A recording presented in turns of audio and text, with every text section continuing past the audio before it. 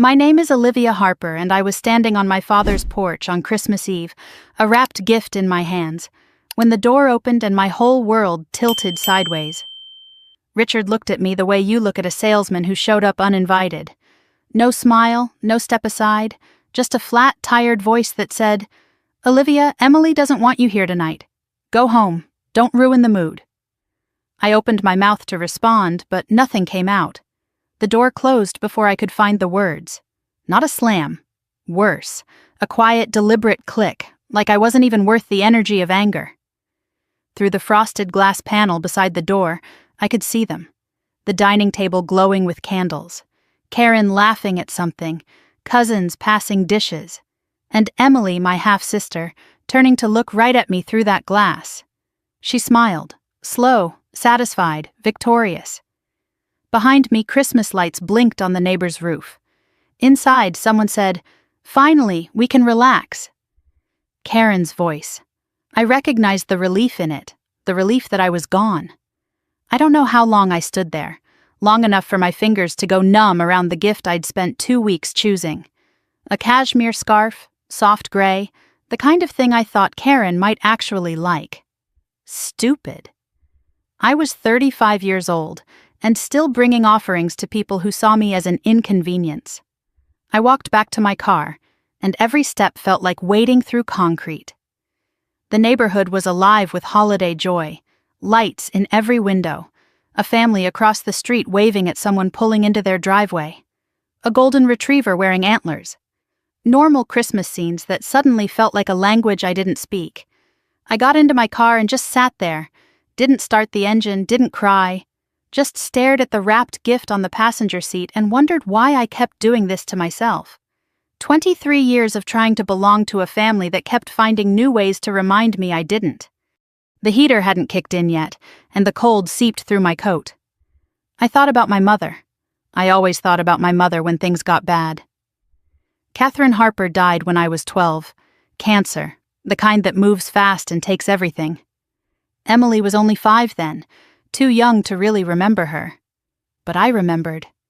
I remembered her hands, always warm, her laugh, always easy, the way she'd brush my hair at night and tell me I was braver than I knew. 3 months before she died, she pressed something into my palm. A pearl necklace, simple, elegant, the only valuable thing she owned. "This was my mother's," she said, "and her mother's before. Someday it'll remind you where you come from." I was wearing it now, tucked under my coat where no one could see. Karen never liked when I wore it, said it was showing off. So I learned to hide it. To hide the one piece of my mother I had left. I started the car and pulled away from Maple Ridge Drive without looking back. Charlotte was beautiful that night, I'll give it that. Lights strung across trees, wreaths on doors, families visible through windows doing all the things families do at Christmas. I drove through it like a ghost, seeing everything, feeling nothing. The radio came on automatically. "I'll be home for Christmas." I turned it off so fast I nearly swerved. Here's the thing about me, I'm a senior financial analyst. I work at a regional bank, and my job is to spot fraud. Inconsistencies, red flags, I'm good at it. I've saved clients hundreds of thousands of dollars by catching what other people missed. At work, I'm trusted, respected. The person they call when something doesn't add up. But with my family, I'd spent 2 decades ignoring every red flag they planted. Funny how you can be so clear-eyed about strangers and so blind about the people who are supposed to love you. I got back to my apartment around 8. It's nothing fancy. 1 bedroom, small kitchen, a living room with a window that looks out at the parking lot. But it's mine. I decorated for Christmas because I always did. A little tree with white lights, a wreath I got on sale, stockings hung on a tension rod because I don't have a fireplace. Walking in that night, the decorations just made the emptiness louder. I set Karen's gift on the counter, poured myself a glass of wine, then put it back without drinking it. I didn't want to numb this, I wanted to understand it. I changed into pajamas and sat on my couch in the dark, just the tree lights blinking. On my bookshelf, there's a photo of my mother holding me when I was maybe 7, both of us smiling, real smiles, the kind that reach your eyes. I picked it up and studied her face, wondered what she'd say about tonight, about all of it. She'd been gone 23 years, and I still missed her like it was yesterday. When she died, everything changed. Dad remarried Karen within 2 years. Karen, who smiled at Dad and froze when she looked at me, who made sure Emily had everything while I learned to make do with less. Emily became the new daughter. I became the reminder of a life Richard wanted to forget. I thought about all the times I'd been pushed aside. My middle school graduation that Dad missed because Karen scheduled Emily's dance recital on the same day. The family vacation to Florida I wasn't invited to because there was limited space. The Thanksgiving 3 years ago when I was uninvited at the last minute because Emily said I made her feel judged.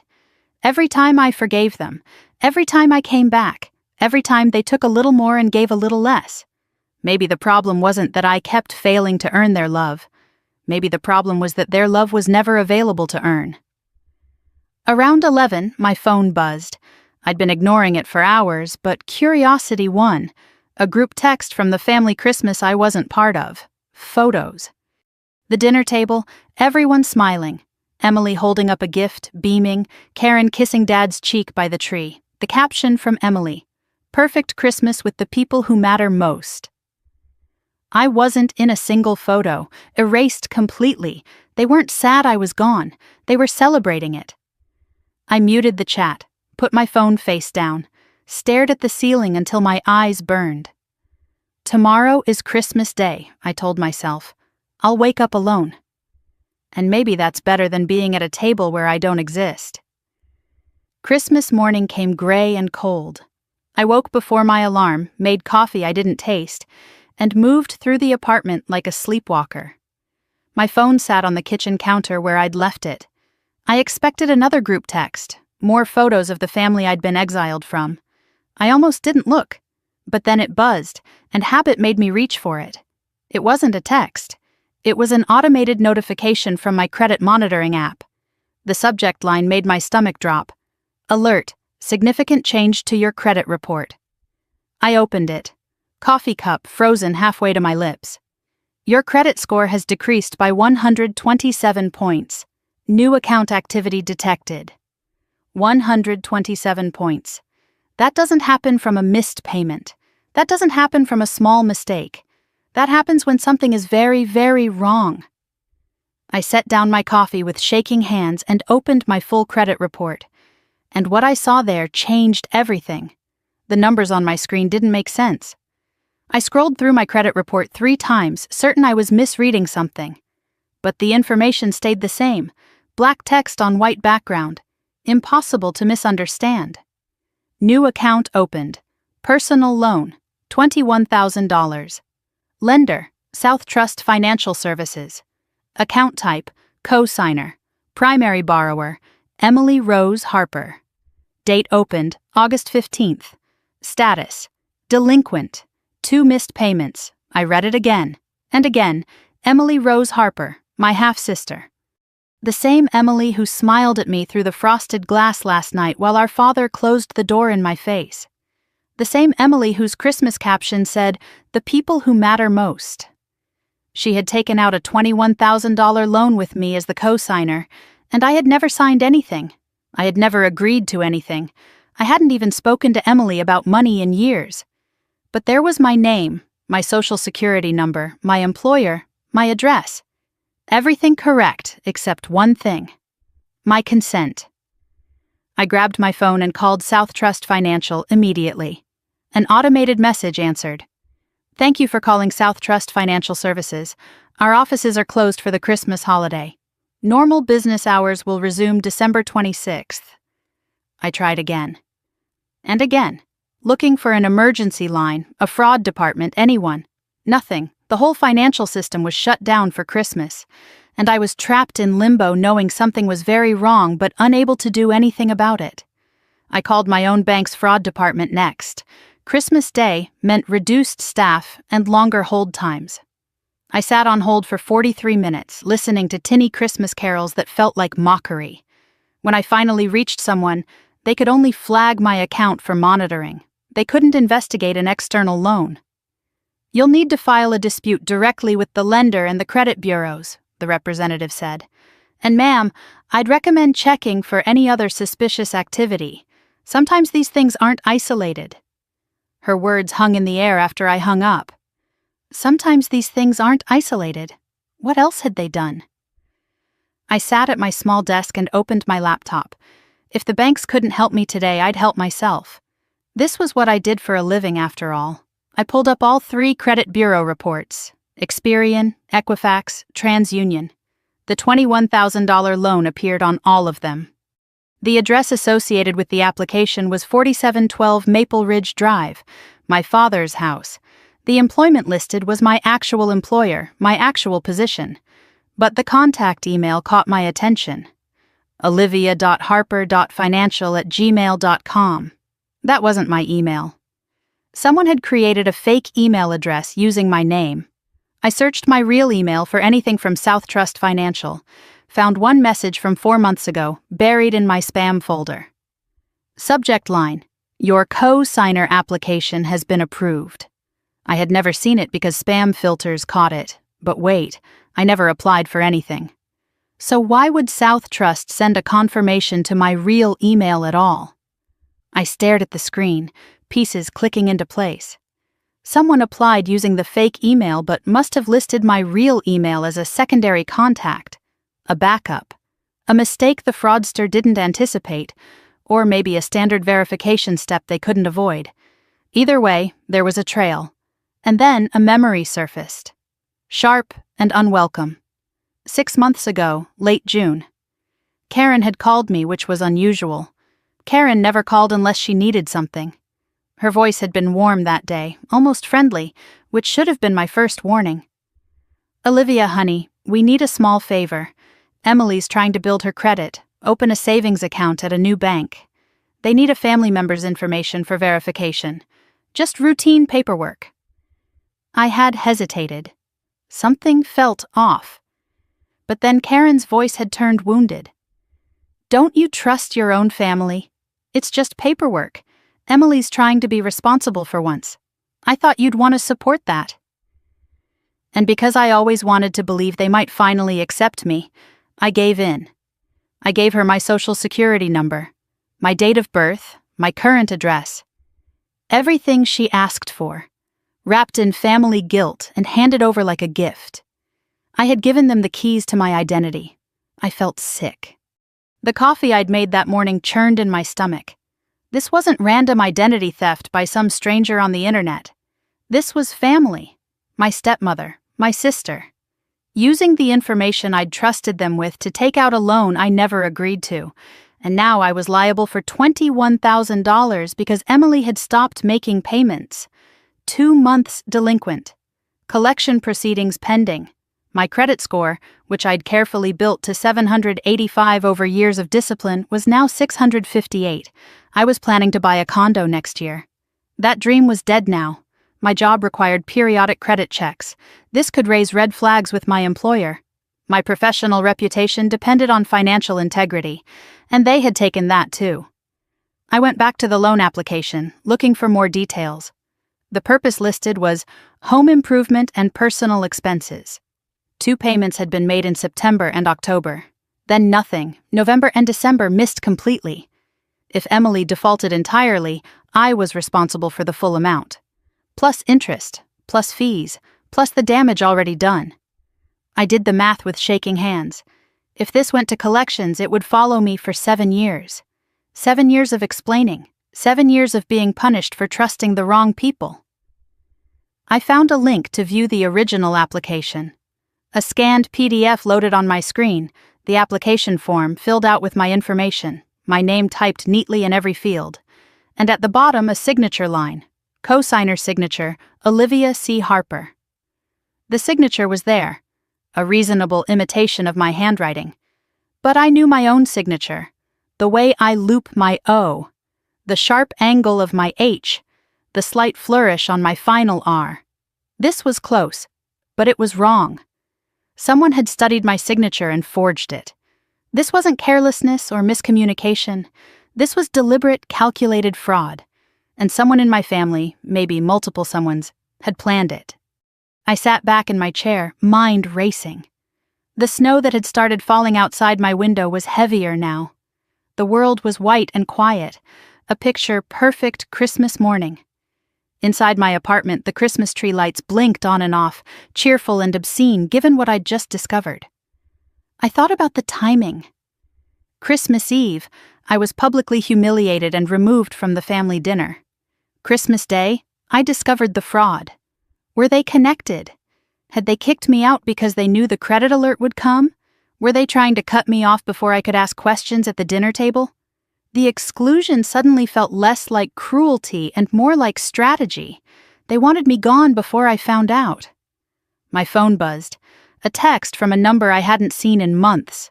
Aunt Margaret, my mother's older sister. The only person from Mom's side of the family who still kept in touch, even though I'd been terrible about staying connected.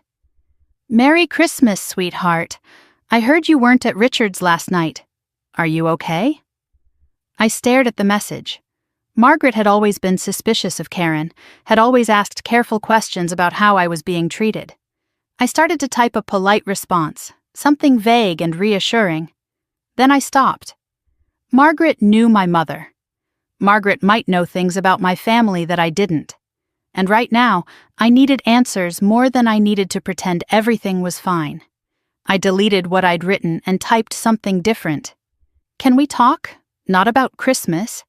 About something else. Something about Mom." 3 dots appeared. Disappeared. Appeared again. My heart pounded while I waited. Finally, her response came through. "I've been waiting for you to ask. Come over tomorrow. There's something you need to know." Something about Mom. What else had this family been hiding? December 26th came slowly. I barely slept, lying awake most of the night staring at the ceiling, Aunt Margaret's text echoing in my mind. "Something you need to know. But first things first." The bank opened at 9, and I intended to be there the moment the doors unlocked. I showered and dressed with deliberate care. Black slacks, white blouse, my good wool coat. Professional, put together, armor for battle. I gathered everything I might need, printed copies of my credit reports, the loan application with the forged signature, my real ID, proof of address, bank statements. I organized it all in a folder the way I would for a client at work. If I was going to fight this, I was going to fight it like the professional I was, not like a victim begging for help. The pearl necklace went on last. I tucked it under my collar where it would rest against my skin, invisible but present. My mother's strength, close to my heart. I needed it today. South Trust Financial Services, Ballantine Branch. The building was modern glass and steel, corporate Christmas decorations still hanging in the windows, wreaths with red bows, a tree in the lobby blinking with white lights. I arrived at 9:05, one of the first customers through the door. The normalcy of the place felt surreal. People depositing checks, a young couple opening a joint account, an elderly man asking about interest rates, and me walking up to the reception desk to report that my own family had committed a crime against me. I asked to speak with a manager about a fraud concern. The receptionist's expression shifted immediately. Fraud isn't a casual word in a bank. She made a quick call, then directed me to a private office in the back. I followed her down a carpeted hallway, past framed photos of community events and employee awards, into a small room with a desk, 2 chairs, and a window overlooking the parking lot. Janet Morrison, Branch Operations Manager. That's what the nameplate said. She was mid-50s with reading glasses and kind but professional eyes. A family photo sat on her desk. Husband, grown kids, a golden retriever on a beach. Normal life, normal family, everything I didn't have. She listened as I explained the situation. A loan I never signed, my identity used without my permission, a forged signature. As I spoke, her face grew more serious. When I finished, she turned to her computer and started typing. "Let me pull up your file," she said. "Give me just a moment." I watched her scroll through screens, her frown deepening with each click. Finally, she picked up her phone and called someone in records. Spoke in a low voice I couldn't quite hear. When she hung up, she turned her monitor so I could see it. The loan application filled the screen. Application date, August 15th. Submitted in person at the Pineville branch, a different location than this one. Primary borrower, Emily Rose Harper. Cosigner, Olivia Catherine Harper. Documents provided included a photocopy of my driver's license, a signed application, and email confirmation. Janet's voice was careful when she spoke. Miss Harper, did you submit this application in person? I shook my head. No, I've never been to your Pineville branch. Did you authorize anyone to act on your behalf? No. Is this your signature? She zoomed in on the signature line. I stared at it, that imitation of my handwriting, close but wrong in ways only I would notice. No, I said. That's not my signature. Someone forged it. Janet removed her glasses and rubbed the bridge of her nose. I was afraid you'd say that. I looked at her. This isn't the first time you've seen something like this? She hesitated, then shook her head. Family fraud is more common than people think. I'm sorry you're going through this. Family fraud. There was a name for what they'd done, a category, a pattern. I wasn't the first person to sit in this chair and discover that the people who were supposed to love them had stolen from them instead. Janet made another call, this time to the Pineville branch. She requested security footage from August 15th. 20 minutes of waiting while files transferred. I sat rigid in my chair, folder clutched in my lap, watching the clock on the wall tick away seconds that felt like hours. Finally, Janet turned her monitor toward me again. Grainy security footage. Timestamp, August 15th, 2:34 in the afternoon. The Pineville branch lobby. A woman approached the teller window. Mid-50s. Brown hair styled carefully, reading glasses, a cream-colored blouse. She was carrying a folder and smiling politely at the teller. She slid documents across the counter with the confidence of someone who had done nothing wrong. I knew that posture, that performative elegance, that practiced smile. Karen. My stepmother had walked into a bank, pretended to be helping me, and forged my name on a $21,000 loan. Janet paused the footage. Do you recognize this person? My voice was steady, even though my hands weren't. That's my stepmother, Karen Harper. Janet captured a still frame and printed it. I'll need to document this. And Miss Harper, I have to tell you, this is now a criminal matter. Criminal matter. Not a family disagreement, not a misunderstanding. My stepmother had committed a crime, and it was captured on camera. Janet explained what I needed to do next. File a police report to document the crime officially. File an FTC identity theft affidavit, Form 14039. Dispute the account with all 3 credit bureaus. Send a fraud affidavit directly to South Trust. Once they had the police report, they could freeze the account and begin their internal investigation. The process could take 30 to 90 days.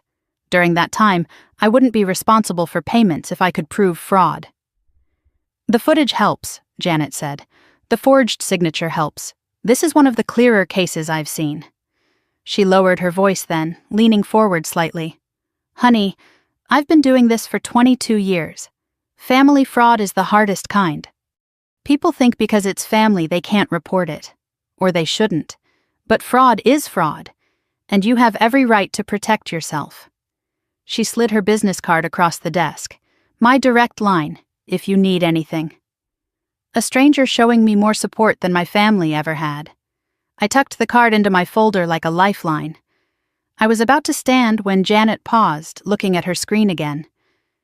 Miss Harper, I should mention something else. When I pulled your information, I noticed additional irregularities. My stomach dropped. What kind of irregularities? She pulled up another screen. There are 3 credit card accounts opened in your name over the past 2 years. 2 with Capital One, 1 with Discover. Combined balance approximately $8,500. Did you open these accounts? I hadn't. Of course I hadn't. The addresses were all linked to my father's house on Maple Ridge Drive. The cards had been maxed out within months of opening. I stared at the numbers, doing the math in my head. $21,000 loan, $8,500 in credit cards, nearly $30,000 stolen under my name. My credit destroyed, my identity weaponized. And this wasn't one desperate act. This was systematic. They'd been using me for years. I left South Trust with a folder twice as thick as when I'd arrived. Printouts, forms, Janet's card, evidence of a betrayal so complete it took my breath away. I sat in my car in the parking lot, hands on the steering wheel, trying to process what I'd learned. $30,000, 2 years of fraud, Karen on camera, Emily as primary beneficiary, my father's address on every application. Did Richard know? He had to know. How could he not notice credit cards arriving at his house? How could he not know Karen was going to banks with my documents?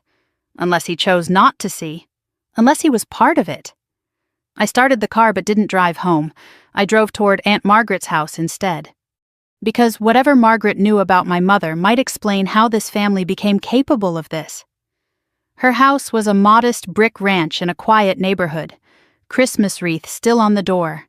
I hadn't been here in months, too busy trying to earn love from people who had none to give. Margaret opened the door before I could knock. 73 years old, silver hair, my mother's eyes looking back at me. Her expression was equal parts relief and sorrow. "You found out about the loan, didn't you?" she asked. I blinked. "You knew?" She shook her head slowly. "Not about the loan, but I knew they were taking from you. Come inside, sweetheart." She stepped back, holding the door open. "There's more. There's always been more." I followed her into the warmth of her kitchen, heart pounding. "It starts with your mother," Margaret said softly, "and a trust fund you were never supposed to know about." Aunt Margaret's house smelled like cinnamon and old books. The kitchen was warm and cluttered with life, the kind of space that felt lived in rather than staged. A cat slept on a chair by the window. Family photos lined every available surface, and I found myself staring at them as Margaret put the kettle on. Photos of my mother, Catherine laughing at a picnic, Catherine in a graduation gown, Catherine holding a newborn me, exhaustion and joy mixed on her face. Photos that didn't exist at my father's house anymore. Karen had made sure of that. Margaret guided me to the kitchen table, set a cup of tea in front of me, and sat down across with a worn manila envelope in her hands. The edges were soft with age. My mother's handwriting was on the front. "For Olivia, legal documents." I stared at those words, written by hands that had been still for 23 years, and felt something crack open in my chest. "Your mother knew she was dying," Margaret said softly. "She had 8 months from diagnosis to the end. She spent those months making sure you'd be taken care of." She paused, fingers resting on the envelope. She didn't trust Richard completely. She loved him, but she knew his weakness. I looked up. What weakness? Margaret's eyes were sad. He always took the path of least resistance. Whoever pushed hardest, won. And your mother knew that after she was gone, someone else would be doing the pushing. She slid a document across the table. A copy of my mother's will, dated 3 months before her death. I picked it up with trembling hands and started reading. Legal language, formal and precise, until I reached Section 4. "I hereby establish a trust in the amount of $45,000 for my daughter, Olivia Catherine Harper, to be held until her 25th birthday, at which time the full amount shall be disbursed to her. Trustee, Richard Allen Harper." I read it twice, 3 times. $45,000. I turned 25 10 years ago. I never received a penny. "I asked Dad about this," I said, my voice strange in my own ears. "When I turned 25, I asked if Mom left me anything. He said there was nothing. He said the medical bills took everything." Margaret's jaw tightened. "That's a lie. Your mother had life insurance. The medical bills were covered. That $45,000 was separate. It came from your grandmother's estate, passed to Catherine, designated specifically for you." She leaned forward. Richard knew. He's always known. The room felt like it was tilting. 10 years. For 10 years I had believed my mother died leaving nothing behind. That the cancer had taken not just her life, but any legacy she might have left. And all that time, the money she meant for me had been sitting somewhere, stolen by the people who were supposed to be my family. Where did it go? I asked. If the trust existed, where did the money go? Margaret pulled out a handwritten timeline she'd kept over the years. I've wondered that for a decade.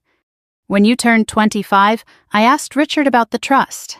He got defensive, said it was none of my business. We barely spoke after that.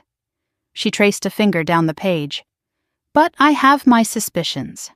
The year you turned 25, Karen convinced Richard to invest in Emily's first business venture, an event planning company. It failed within 18 months. She pointed to another entry. 2 years later, Emily's second venture, a boutique, that failed too. She looked up at me. Every time Emily needed money, Richard found it somewhere. I always wondered if somewhere was your inheritance. The pattern clicked into place with sickening clarity. They hadn't just stolen from me recently. They'd been stealing from me for a decade. My mother's money, meant to give me a foundation, had been funneled into Emily's failures. I thought about all the times I'd struggled in my 20s, working 2 jobs to pay for grad school, driving a car that broke down every other month, eating ramen for weeks because rent was due. And all that time, $45,000 with my name on it was being spent on Emily's dreams while mine went unfunded. Margaret reached back into the envelope. More papers, yellowed with age. I kept everything I could, she said.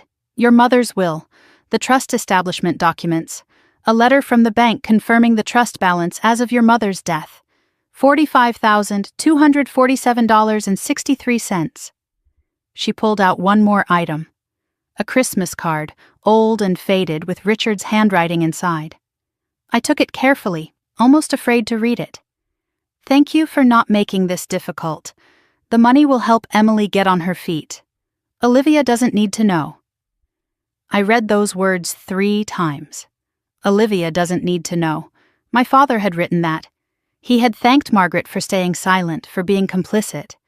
Except Margaret had never agreed to stay silent. She had just assumed, wrongly, that I already knew and had chosen to help Emily myself. I should have told you years ago, Margaret said, her voice thick with regret. I thought maybe Richard had given you the money quietly. Maybe you just didn't tell me. When you never mentioned it, I assumed you knew and had made peace with helping your sister. She shook her head.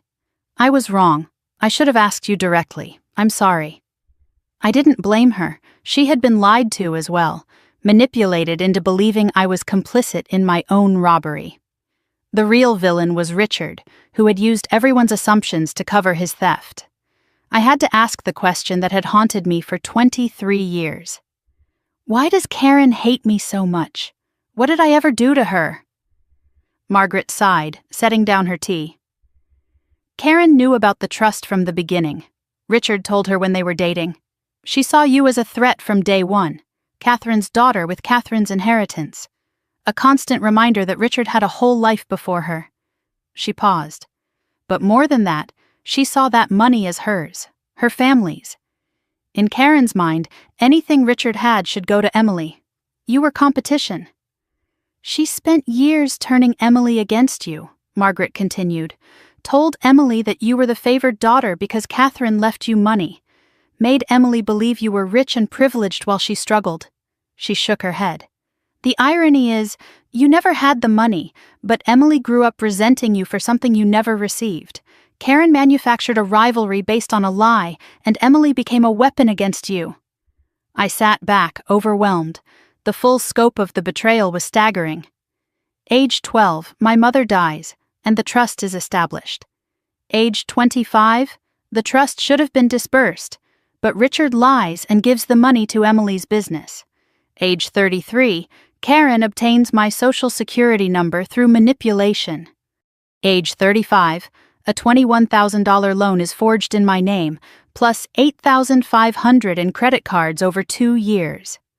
Total stolen, approximately $75,000 of value. This family had been using me as a resource for over a decade.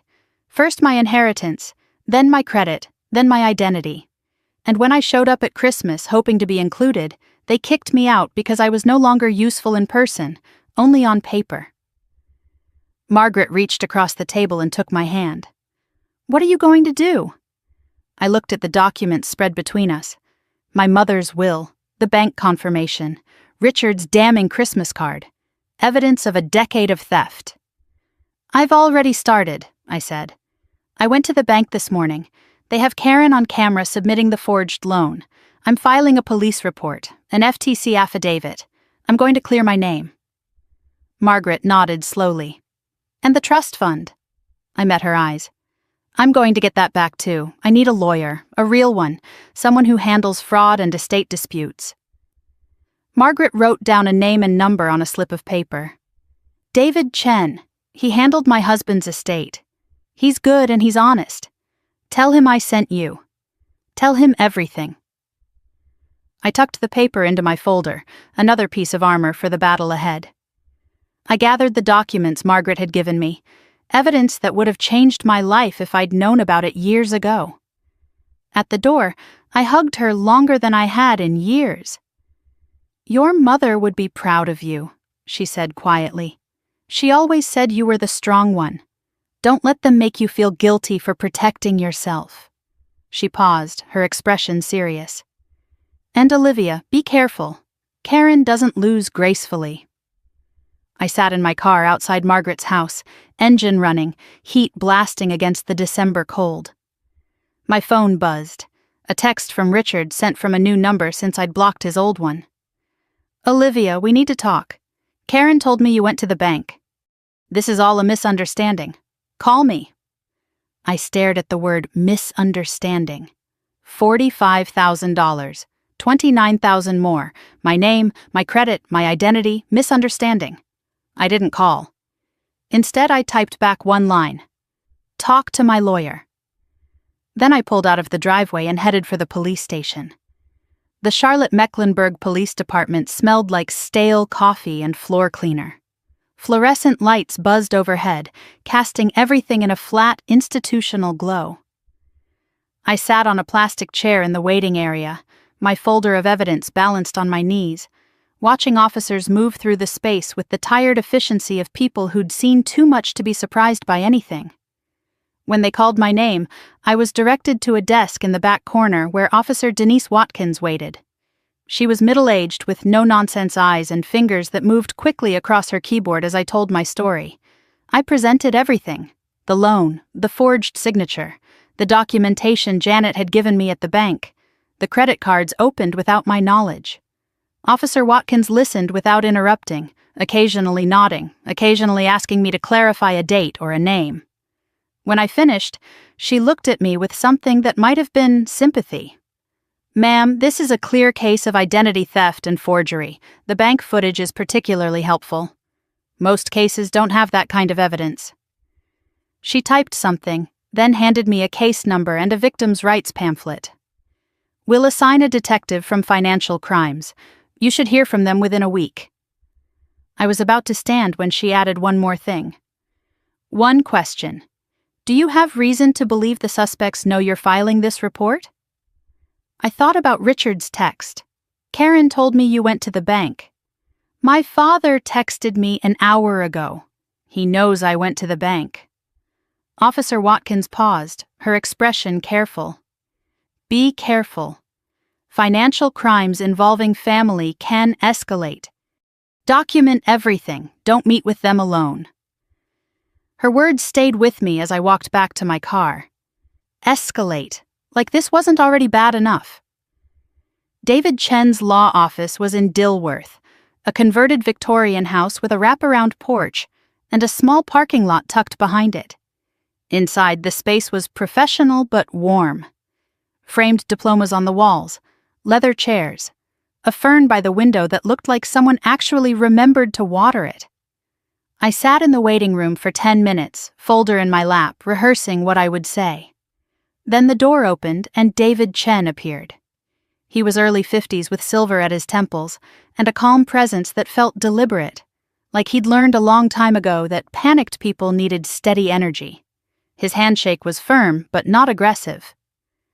"Miss Harper, Margaret told me to expect you. Come on back."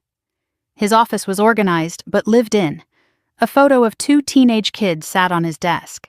He gestured for me to take a seat, then surprised me by taking the chair across from me rather than sitting behind his desk.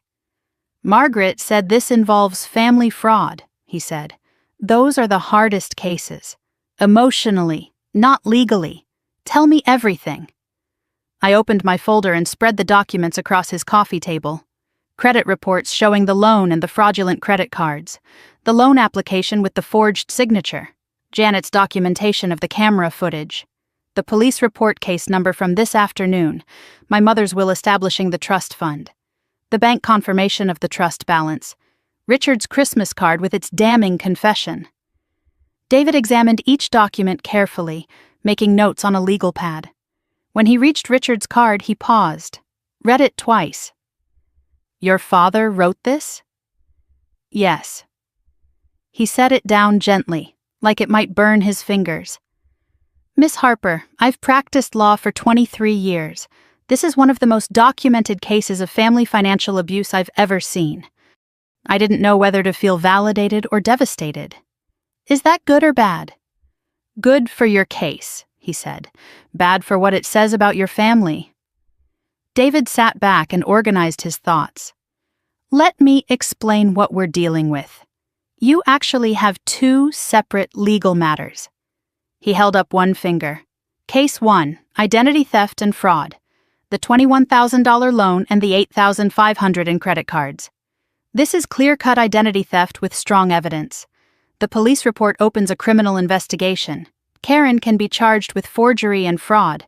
Emily can be charged as the primary beneficiary who knowingly participated. The camera footage is a gift. Most fraud cases are circumstantial. This one has Karen on video committing the crime." He held up a second finger. "Case 2. Trust fund misappropriation. This is more complex because it's an estate matter, not criminal. Richard was the trustee of your mother's trust. He had a fiduciary duty to manage that money for your benefit.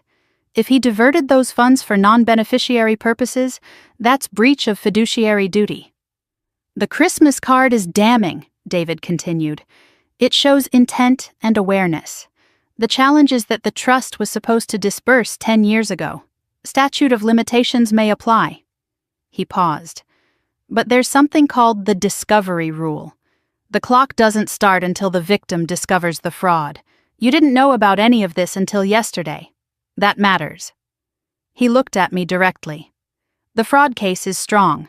The trust case is winnable, but will require subpoenas, bank records, transaction histories. We need to prove where the $45,000 went and when. If we can show it went to Emily's businesses, we can trace it."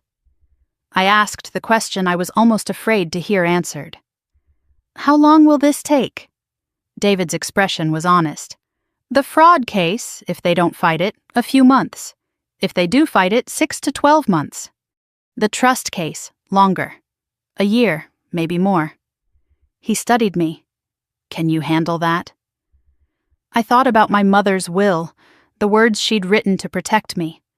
I thought about my name on loans I never signed, credit cards I never opened, 23 years of being dismissed and stolen from.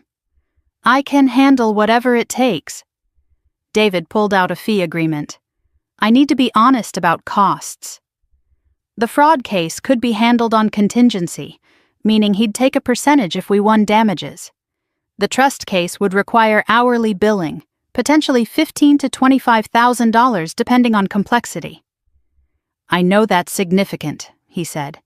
"But if we recover the trust fund, it pays for itself and then some." I did the math. My savings were about $18,000. Enough to start, but not unlimited. The irony wasn't lost on me. I had to spend money to recover money that was already mine. David surprised me then. "Margaret's a friend. I'll reduce my hourly rate and defer some billing until we see how the trust case develops. I don't do this often, but this case matters, not just legally but morally. What they did to you shouldn't go unanswered." Another stranger showing me more decency than my own family. I signed the retainer agreement. My hand was steady. David outlined the immediate next steps.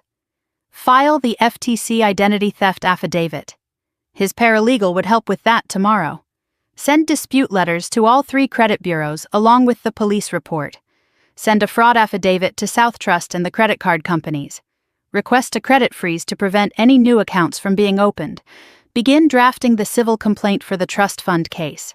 Subpoena bank records from the institution that held the trust. During all of this, David said, do not discuss the case with your family. Everything in writing, nothing verbal. If they contact you, forward it to me. If they show up, don't engage. I thought about that. What if they try to apologize? Offer to pay me back? David's expression hardened. They had 10 years to do the right thing. Don't let them buy their way out now. If they offer settlement, we negotiate from a position of strength, not guilt. He walked me to the door, then paused with his hand on the frame. One more thing. Cases like this get ugly. Your family will try different tactics. Guilt, anger, threats, playing victim. Karen sounds like someone who's used to getting her way. When that stops working, people like that escalate. His eyes were serious. Document everything. Save every text, every voicemail, every email. If anyone threatens you, call me immediately. Then call the police. I thought about Karen's smug smile through the frosted glass. Her voice saying, finally, we can relax when I was gone. You think they'd threaten me? David's answer was blunt. I think people who steal $45,000 from a grieving child and then forge her name for $30,000 more aren't people who respect boundaries. Protect yourself. Trust your instincts. They've been warning you about these people for years. I drove home as the sun set over Charlotte, painting the sky in shades of orange and pink. My phone had been buzzing all afternoon. I'd ignored it, focused on the tasks at hand. Now, stopped at a red light, I finally looked. Richard, 4 missed calls, 3 voicemails. Karen, 2 texts. Emily, 1 text. I read them one by one. Richard's voicemail, his voice thin and pleading. Olivia, please. This has gone too far. We can work this out as a family. Just call me back. Karen's text, sharp and deflecting. You're making a huge mistake. Think about what you're doing to your father. And Emily. Emily, who had smiled at me through the glass. Emily, whose failed businesses had eaten my inheritance. Emily, whose loan was destroying my credit. Her text read, Mom told me what you're doing. You're actually insane. This is going to destroy everything. And for what? Money? I read Emily's words twice. For what? Money? The money they stole, the identity they forged, the inheritance they took, and she had the audacity to call me greedy. One more text came through as I sat there. Richard again. Please, let's meet tomorrow, just you and me. No Karen, no Emily, father and daughter. Give me a chance to explain. You owe me that much. You owe me that much. After everything, he thought I owed him. I stared at the message, David's warning echoing in my mind. Don't meet with them alone. But maybe this was an opportunity, a chance to hear what he had to say, to record whatever confession he might offer. I typed back carefully. Public place, tomorrow, 2 p.m., cafe on Providence Road. Bring your explanations. I'll bring mine. Then I put my phone down and drove the rest of the way home in silence, preparing for a conversation 23 years in the making. December 27th, 1:15 in the afternoon. I stood in front of my bathroom mirror, applying lipstick with hands that refused to shake. In less than an hour, I would sit across from my father and demand answers to questions I'd been too afraid to ask for 23 years. I dressed deliberately, professional but not severe. Dark jeans, a gray sweater, my good boots, and the pearl necklace. This time I wore it outside my collar, visible, deliberate. I wanted Richard to see it. I wanted him to remember whose daughter I was, whose daughter he had betrayed. David's instructions ran through my mind as I gathered my things. North Carolina is a one-party consent state. You can record without telling him. Don't accuse, let him talk. People reveal more when they think they're explaining. Stay calm. The moment you get emotional, he'll use it against you. I opened the voice memo app on my phone, tested it, made sure it was working. This conversation would be documented. Whatever Richard said today would become evidence. Café Meridian sat on Providence Road, all exposed brick and large windows. The afternoon crowd was light, professionals on laptops, a mother with a stroller, a couple sharing dessert in the corner. Normal people living normal lives while I prepared to face my father's betrayal. I arrived 15 minutes early, chose a table in the back corner with my back to the wall and a clear view of the entrance, ordered black coffee I wouldn't drink, set my phone on the table, recording app running, screen dark, and waited. At 1:58, the door opened and Richard walked in. He looked older than I remembered, grayer, smaller somehow. His eyes scanned the room until they found me, and I watched emotions cycle across his face. Relief, guilt, something that might have been fear. He walked toward my table like a man approaching his own sentencing. He sat across from me without ordering anything. For a long moment, neither of us spoke. The cafe noise filled the silence. Espresso machine hissing, soft music playing, someone laughing at the counter. Finally, Richard cleared his throat. "Thank you for meeting me." I didn't respond, just waited. He shifted in his seat, uncomfortable with the silence I refused to fill. "Olivia, I know you're upset. I understand, but this has all gotten out of hand." He leaned forward slightly. "Karen told me you filed a police report. Is that true?" "Yes." One word, nothing more. Let him talk. Richard's face tightened. "That wasn't necessary. This is a family matter. We can handle this ourselves." I kept my voice flat. "Is it a family matter? Because the bank and the police seem to think it's fraud." He flinched at the word. "Look, I know things got complicated, but we can fix this. Karen and Emily are willing to work out a payment plan. We can make this right without involving courts and lawyers and—" I cut him off. "A payment plan for the $29,000 they stole using my name? Or a payment plan for the $45,000 Mom left me that you never gave me?" The color drained from Richard's face. His mouth opened, closed, opened again. "Who told you about that?" And there it was. Not a denial, not confusion. Just who told you? An admission wrapped in a question. "Does it matter?" I said. "I know, Dad. I've seen the will. I've seen the bank confirmation. I've seen the Christmas card you sent Aunt Margaret thanking her for keeping quiet." Richard slumped back in his chair like I'd punched him. He ran a hand over his face, and for a moment he looked exhausted, defeated. But I had learned not to trust his performances.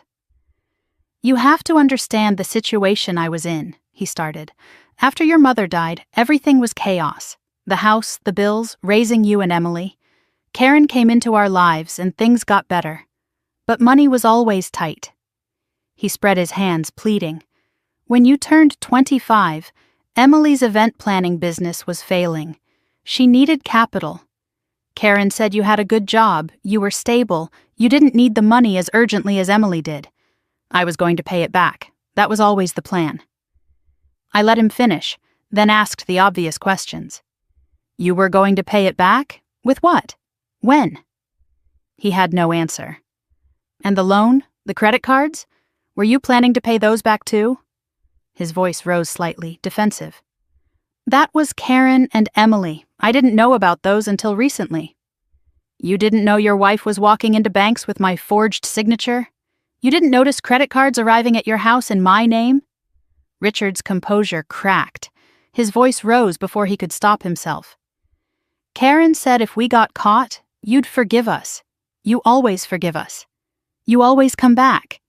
He stopped, realizing what he'd said, but it was too late. Those words hung in the air between us, ugly and true. They had counted on my forgiveness. They had budgeted for it. My kindness wasn't something they valued. It was something they exploited, a resource to be harvested, a weakness to be used. I kept my voice steady even as something cold settled in my chest. "Let me make sure I understand. Mom left me $45,000. You took it and gave it to Emily. Then Karen got my social security number by lying to me. Then she forged my signature on a $21,000 loan. Then someone, Karen or Emily or both, opened credit cards in my name and ran up $8,000 more. And on Christmas Eve, you kicked me out of dinner because Emily didn't want to see me, right before the credit alert exposed everything. I paused. Did I miss anything? Richard couldn't meet my eyes. It wasn't like that. It wasn't planned that way. Then how was it, Dad? Help me understand how stealing $75,000 from your daughter isn't like that. He had no answer. Just sat there, jaw working, staring at the table. So I asked the question I'd waited 23 years to ask. Why was Emily always more important than me? His head snapped up. That's not true. It's been true my entire life, and you know it. For a moment, something flickered in his eyes. Shame, maybe. Or the ghost of the father he might have been. I tried to love you both equally. Did you? Or did you just love whoever Karen told you to love? Richard changed tactics then. His voice went soft, pleading. Olivia, I'm begging you. Drop the police report. Drop the lawsuit. We can handle this privately. I'll make sure you're paid back. He leaned forward, desperate. Emily could go to jail. Do you understand that? Your sister could go to jail. If you do this, you'll destroy her. You'll destroy our family. I looked at this man who was supposed to have protected me, who had let Karen poison everything, who had stolen my mother's last gift. Emily destroyed her own life when she chose to forge my name. And what family, Dad? The family that kicked me out on Christmas Eve? The family that stole my inheritance? The family that used my identity like a credit line? I stood, gathering my phone. That's not a family. That's a group of people who take turns robbing me. Richard grabbed my wrist. Not hard, but desperate. Olivia, please, think about what you're doing. I looked at his hand on my arm, then at his face. Let go of me. He did, immediately, something flickering across his expression. Fear, maybe, or the realization that his grip on me, literal and otherwise, was finally broken. I pulled on my coat. If Emily didn't want to go to jail, she shouldn't have committed a crime. If Karen didn't want to face charges, she shouldn't have walked into a bank with my forged signature. And if you wanted to keep your family, you shouldn't have stolen from one daughter to spoil the other. I walked out of the cafe without looking back. The cold air hit my face, clean and sharp. I didn't feel triumphant. I felt emptied out. Like I'd finally said everything I'd been holding for 23 years, and now there was just space where the words used to be. I sat in my car, hands on the steering wheel. The recording app showed 47 minutes, 23 seconds. I saved it, backed it up to the cloud. Evidence. My hands were shaking now, delayed reaction setting in. My phone buzzed. A text from a number I didn't recognize. I opened it. You think you can destroy this family and walk away? You have no idea what you've started. This isn't over. No signature, but the venom was familiar. Karen. I stared at the message for a long moment. Fear flickered, brief and cold. Then I screenshot the text, forwarded it to David with 2 words. She threatened me. His response came in 30 seconds. Good. She just gave us more evidence. Don't engage. Let her dig her own grave. I put my phone down and started the car. Karen thought she could scare me into silence. She didn't understand that the woman who used to be afraid of her didn't exist anymore. That woman died on a frozen porch on Christmas Eve, holding a gift no one wanted. This woman was done being afraid. 2 weeks passed like a fever dream. I went to work, sat at my desk, analyzed spreadsheets, and flagged discrepancies for clients who weren't my family. I ate meals I didn't taste, slept in fragments between checking my phone for updates that never came. The police case was under investigation, no news yet. David had filed the civil complaint for the trust fund, and now we waited for a response. The credit bureaus were reviewing my disputes, 30 to 60 days standard processing time. Everything moved at the speed of bureaucracy while my life hung in suspension. The messages from my family never stopped. Richard texted on day 3. Olivia, please call me. We can still fix this. Day 7. Your silence is breaking my heart. I'm still your father. Day 12. Karen is having panic attacks. Emily can't sleep. Are you happy now? By day 14, he went silent. Somehow that was worse. Karen was less subtle. Day 2. You think you're so righteous. You're destroying innocent people. Day 5. I gave you 20 years of my life. This is how you repay me? Day 8.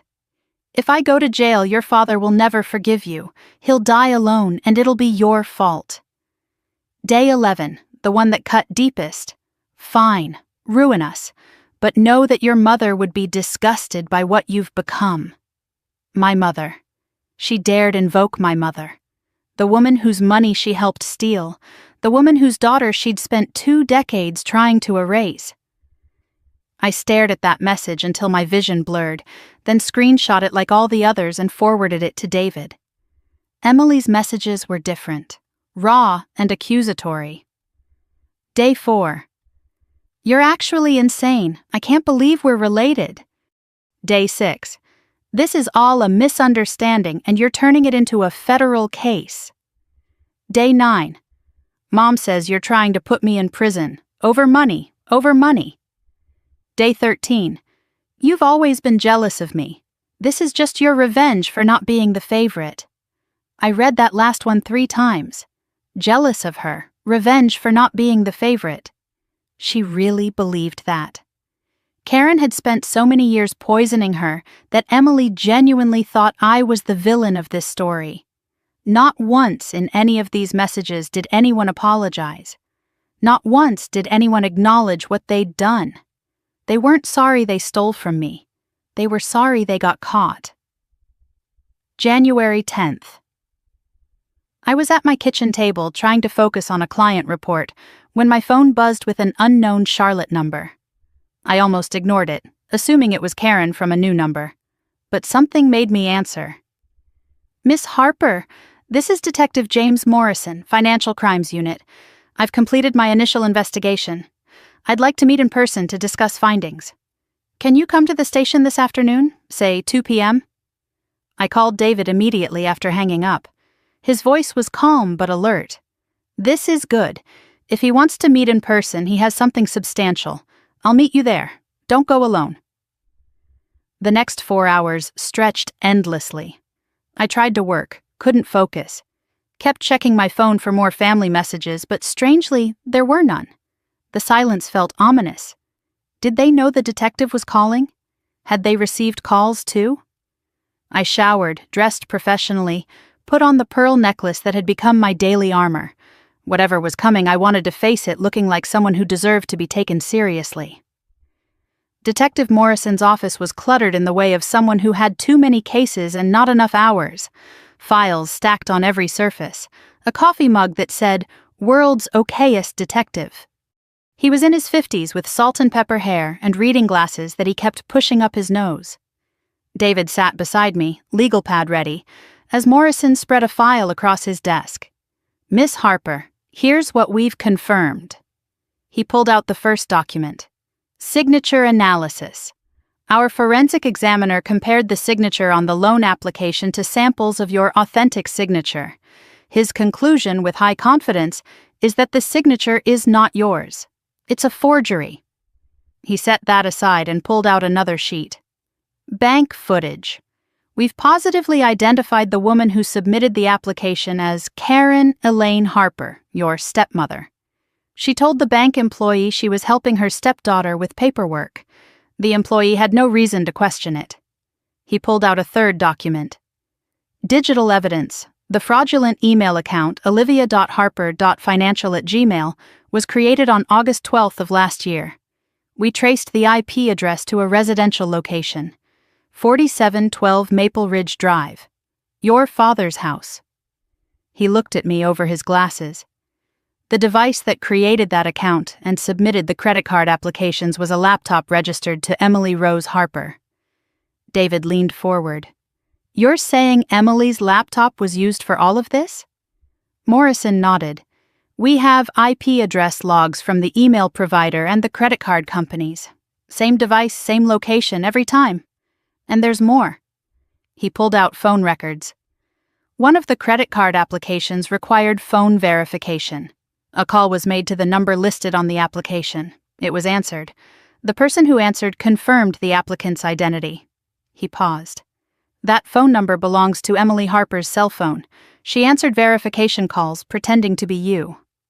The room felt airless. I'd suspected. I'd known, on some level. But hearing it laid out so clinically, with evidence and timestamps and forensic analysis, was different. This wasn't paranoia. This wasn't family drama. This was documented, systematic fraud. Morrison closed the file. Miss Harper, in 15 years of doing this work, I've seen a lot of family fraud cases, but the level of coordination here is uncommon. This wasn't impulsive. This was planned and executed over a period of 2 years by multiple people working together. David asked the question I was afraid to voice. What charges are we looking at? Morrison pulled out another document. Karen Harper, forgery, which is a Class H felony. Identity theft, Class G felony. Obtaining property by false pretenses. He moved to the next page. Emily Harper, identity theft, fraud, obtaining property by false pretenses. If convicted, they're looking at potential prison time, probation at minimum, felony records for both of them. He looked at me directly then, his expression neutral but not unkind. Miss Harper, the district attorney is willing to proceed with charges. But in cases like this, family cases, we give the victim a chance to weigh in. He paused. Do you want us to move forward with criminal prosecution? The weight of the question pressed down on me. Criminal prosecution, felony charges, prison time. Karen, who had made me feel like a stranger in my own family for 23 years. Emily, who I had once tried to love like a real sister. I asked for a moment.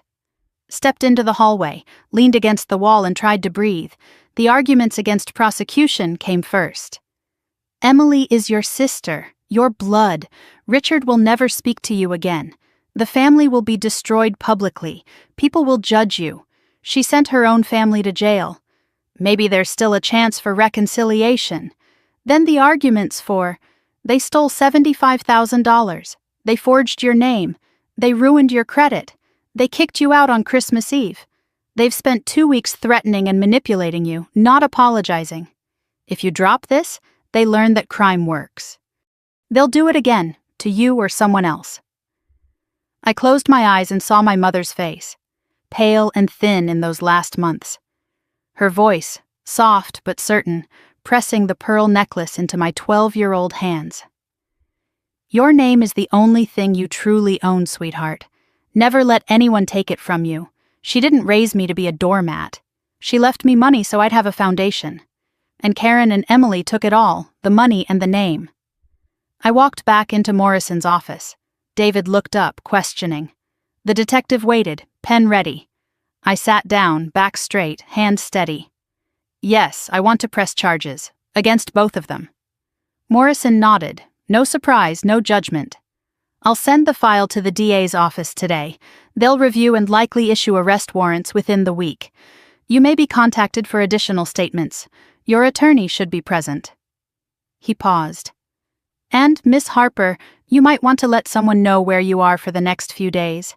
People react unpredictably when they find out charges are coming.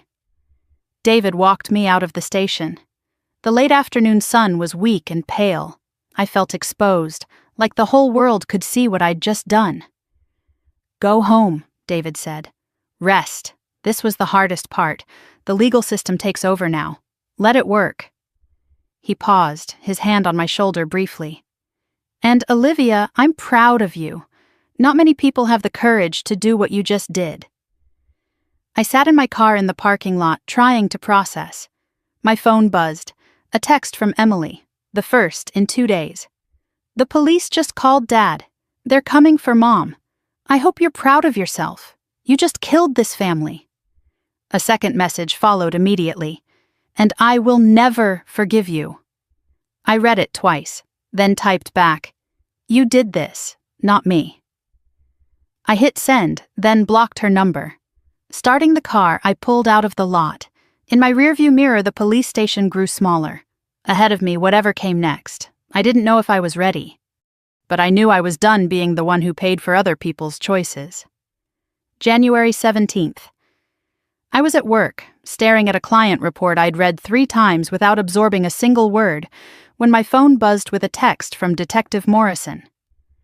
Warrants executed this morning. Both subjects in custody. Arraignment scheduled for tomorrow. Both subjects. Karen and Emily. I read the message 3 times, letting the words sink in. My stepmother and half-sister were being booked into the Mecklenburg County Jail at this very moment. Fingerprints, mugshots, the whole process I'd seen on television but never imagined would touch my own family. I closed my office door and sat at my desk, breathing slowly. This was real. This was happening. I didn't feel victory. I felt the strange grief of finally admitting that my family had never been what I pretended it was. The fantasy I'd carried for 23 years, the hope that someday they would love me, was officially dead. I texted David. I saw what happens next. His response came quickly.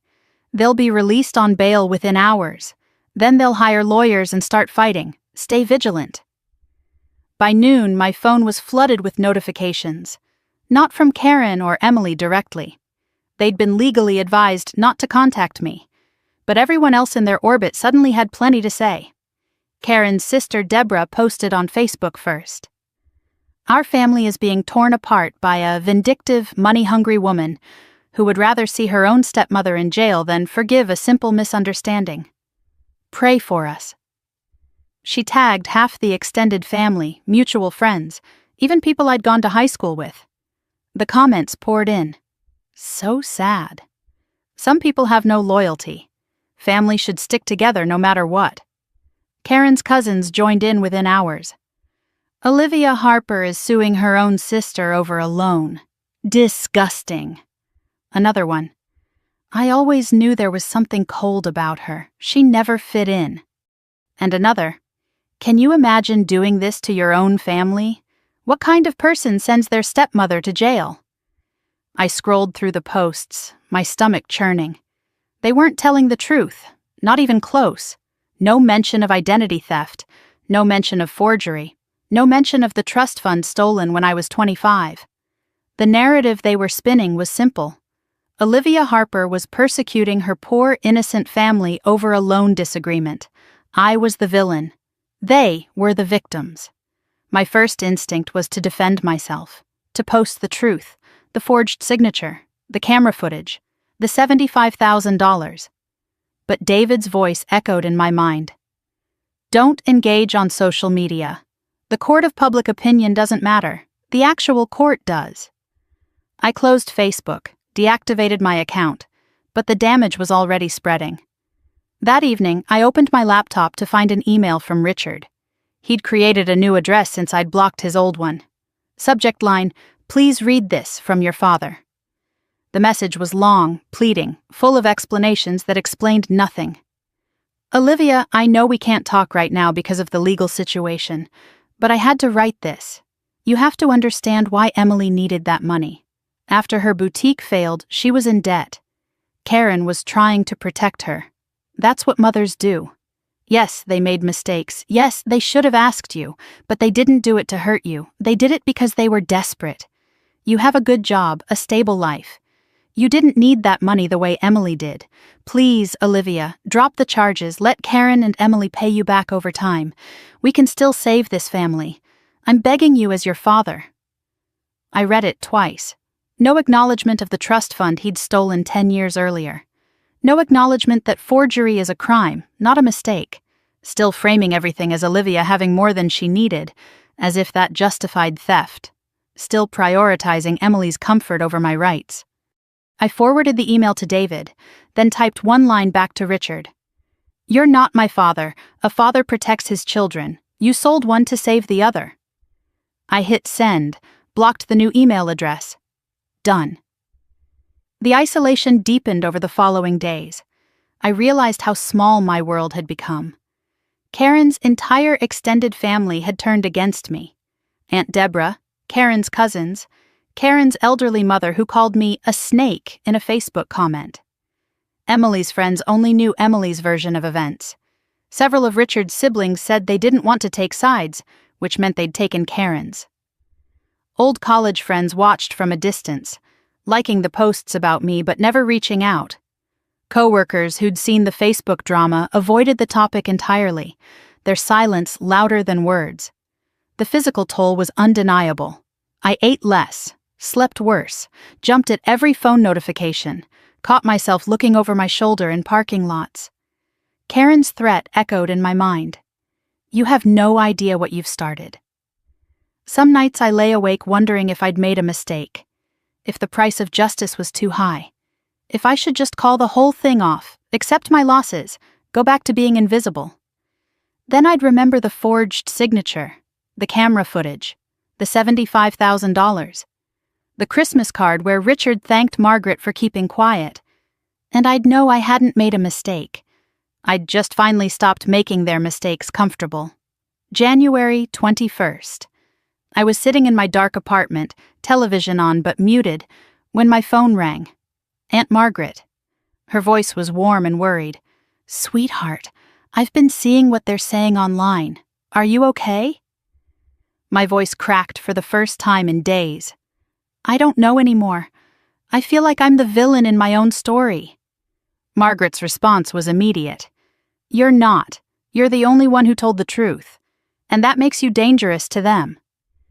She told me I had family. Real family. My mother's side. They'd been watching from a distance for too long, and that was about to change.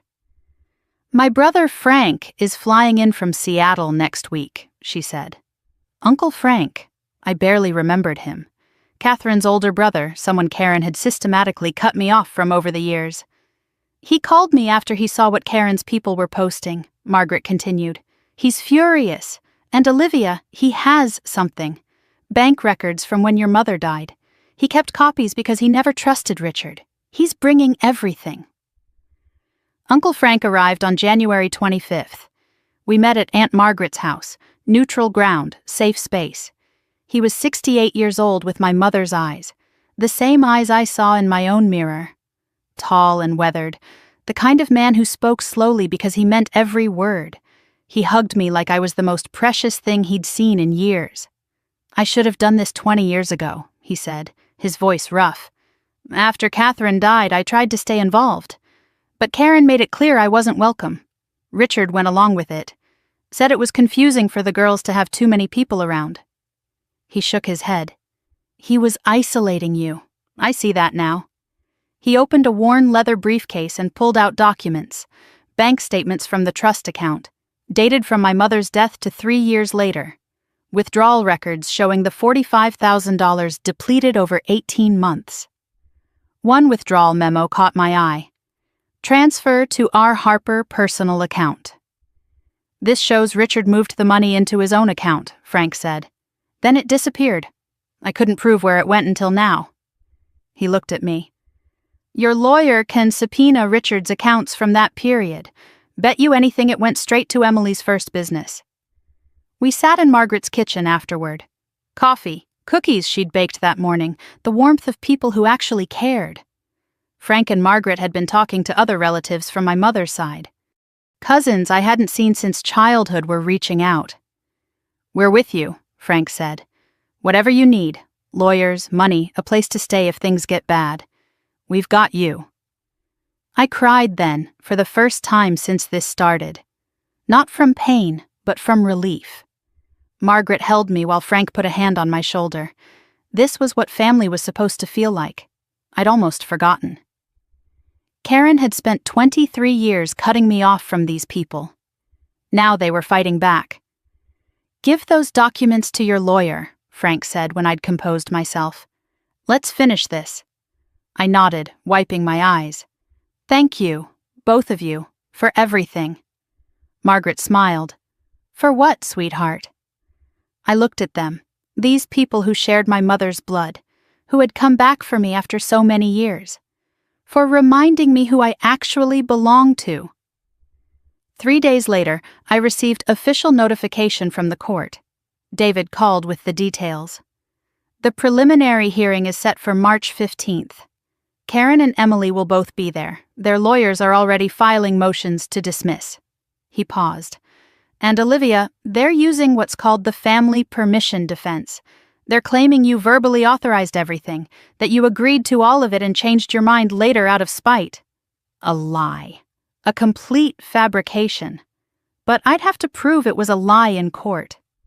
"I'll be there," I said. 6 weeks. 6 weeks until I looked Karen and Emily in the eye and told the truth under oath. 6 weeks until a judge decided whether justice existed for women like me. That night, I held my mother's pearl necklace in my palm, watching the light play across its surface. I would wear it to court. Let them see whose daughter I really was. Let them remember whose legacy they'd tried to steal. March 14th. The day before the preliminary hearing. I sat in David Chen's conference room surrounded by evidence of my family's betrayal. 6 weeks had passed since the court date was set.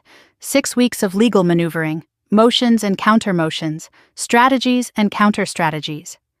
Karen and Emily's lawyers had tried twice to get the case dismissed. Both attempts failed. Their main defense was still the same lie they'd been pushing from the beginning: family permission. They claimed I had verbally authorized the loan and the credit cards, then changed my mind out of spite when I wasn't invited to Christmas dinner. It was absurd. It was insulting. And I would have to sit in a courtroom tomorrow and listen to them say it to a judge's face.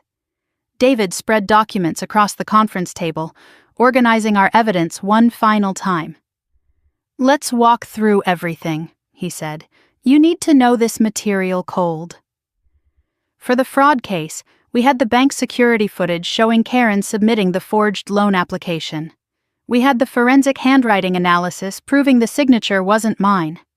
We had IP address records tracing the fraudulent email and credit card applications to Emily's laptop. We had phone records showing Emily answered verification calls pretending to be me. We had credit reports documenting the damage. We had Detective Morrison's complete investigation report. For the trust fund case, which overlapped with the criminal matter, we had my mother's will establishing the trust. We had the bank confirmation of the $45,000 balance. We had Uncle Frank's records showing Richard withdrew the funds into his personal account. We had Richard's Christmas card admitting his intent to hide the money from me. We had a timeline correlating the trust fund depletion with Emily's failed businesses. David tapped his pen against the stack of papers. "We present the fraud evidence first. It's airtight. The trust fund evidence supports a pattern of financial abuse going back over a decade. By the time we're done, the judge will see this isn't a family misunderstanding. It's a systematic scheme." Looking at it all laid out, the scope was staggering. My family hadn't just stolen from me once. They'd built a system for stealing from me, and they would have continued indefinitely if I hadn't caught them. David shifted to witness preparation. I would testify. So would Detective Morrison and Janet from the bank. David played devil's advocate, firing questions at me the way Karen and Emily's lawyers would tomorrow. "Isn't it true you had a contentious relationship with your stepmother?" I kept my voice even. "Karen made our relationship difficult. I tried for 23 years to be part of that family." "Isn't it possible you verbally agreed to help your sister and simply forgot?" "No. Emily never asked me to co-sign anything. I would remember a $21,000 commitment. Why would your own family steal from you? What's their motive?" "Money. Emily's businesses failed repeatedly. The trust fund my mother left me was used to fund those failures without my knowledge or consent." "You're a financial analyst. Wouldn't you have noticed sooner if this were really fraud?" "The fraud was designed to avoid detection. They used a fake email address, forged my signature, and had credit cards sent to my father's house. Not mine." "Isn't this really about the inheritance you feel entitled to?" "It's about the inheritance my mother legally left me that was stolen. It's about identity theft and forgery. The evidence speaks for itself." David nodded after each answer, making notes. "Good. Stay factual. Don't get emotional. Don't speculate on their motives beyond what the evidence shows." He leaned forward. "They want you angry. Angry looks unstable. They want you crying. Crying looks manipulative to some judges. Be calm, be clear, be consistent. You're not on trial. They are. Remember that. He walked me through what Karen and Emily's lawyers would likely argue. Their narrative would paint me as a bitter woman who resented her stepfamily from the beginning. They would claim I verbally agreed to help Emily, then weaponized the legal system for revenge when I was excluded from Christmas dinner. They would frame Karen as a devoted mother who only wanted to help her daughter. They would describe Emily as a young woman whose vindictive stepsister was trying to destroy her life over money. They might call character witnesses. Karen's sister Deborah, probably, testifying about Karen's good character. Richard might be called to support the family permission claim. Emily's friends might describe me as cold and distant. Character witnesses don't explain away camera footage, David said. Richard's testimony is compromised because he's implicated in the trust fund theft, and the forensic evidence is objective. It doesn't care who's more sympathetic. That night I drove home through Charlotte streets I'd known my whole life. The city looked different somehow, sharper and more real. Tomorrow everything would change. I tried to eat dinner but managed only half a sandwich. Tried to watch television but couldn't focus on the screen. Tried to sleep but lay awake staring at the shadows on my ceiling. I got up and laid out my clothes for tomorrow. A navy blue dress, professional but not severe. Black heels, low and practical. And the pearl necklace. I would wear it outside my collar this time. Visible, deliberate, a message to everyone in that courtroom about whose daughter I was and whose legacy I was protecting. Around 11, doubt crept in. I sat on the edge of my bed, phone in hand, fighting the urge to call Richard. To call the whole thing off. To restore peace, accept my losses, go back to being invisible. The old Olivia, the peacekeeper, the forgiver, whispered in my ear, "Is this worth it? Is destroying your family worth $75,000? Is justice worth being alone?" I looked at my reflection in the dark window. Thought about my mother in those final months, pale and thin, pressing the pearl necklace into my hands. Your name is the only thing you truly own. They took my money. They took my credit. They took my seat at their table. They would not take my name. My phone buzzed. A text from Aunt Margaret. "Can't sleep either. Call if you need to talk," I called. Her voice was warm and steady in my ear. "How are you holding up?" "Terrified," I admitted. "What if they win?" "They won't win. The truth is on your side." "The truth doesn't always win, Aunt Margaret." A pause. Then, "No. But this time it will, because you're fighting for it." Uncle Frank got on the line. His voice was gruff but gentle. "Olivia, your mother was the bravest woman I ever knew. When she got her diagnosis, she didn't cry. She planned. She made sure you'd be protected. Karen and Richard stole that protection. Tomorrow you take it back." He paused. "Your mom is watching, and she's proud." My eyes burned, but I didn't cry. I let their voices anchor me in the dark. "Thank you, both of you." "We'll be there tomorrow," Margaret said. "Front row, you won't be alone." Morning came gray and cold. I woke before my alarm, showered, made coffee I barely tasted. I dressed slowly, each piece of clothing feeling like armor. The navy dress, the practical heels, the pearl necklace last, cool against my skin. I looked in the mirror, 35 years old. Survivor of a family that had tried to use me up. About to walk into a courtroom and demand accountability from people who never thought I'd fight back. The softness that used to live in my eyes was gone. Something harder had taken its place. Not cruel, just clear. My phone buzzed with texts. "David, heading to the courthouse, see you at 8:30, you've got this." Margaret, "On our way, love you, sweetheart." And then one more, from a blocked number that had somehow gotten through. "Emily, I hope you're happy destroying your own sister's life. See you in court, Olivia." I screenshot the message and forwarded it to David, then deleted it without responding. Emily's words couldn't hurt me anymore. Only the truth mattered now. 8:45. The Mecklenburg County Courthouse loomed ahead of me, all stone columns and institutional gravity. I walked up the steps, each one feeling like a commitment. Inside, the lobby echoed with footsteps and murmured conversations. David waited near the entrance, briefcase in hand, calm and ready. Aunt Margaret and Uncle Frank stood by the windows, rising when they saw me. And across the marble floor, near the elevators, I saw them. Karen, Emily, Richard, flanked by 2 lawyers in expensive suits. Karen was already dabbing her eyes with a tissue, the performance beginning before the courtroom doors even opened. Emily stared at me with undisguised hatred. Richard wouldn't meet my eyes. For a moment, our gazes locked. Emily and me, half-sisters, former family, now adversaries in a court of law. Emily mouthed 2 words at me, slow and deliberate. "You'll lose." I didn't flinch, didn't look away, mouthed back, "Watch me."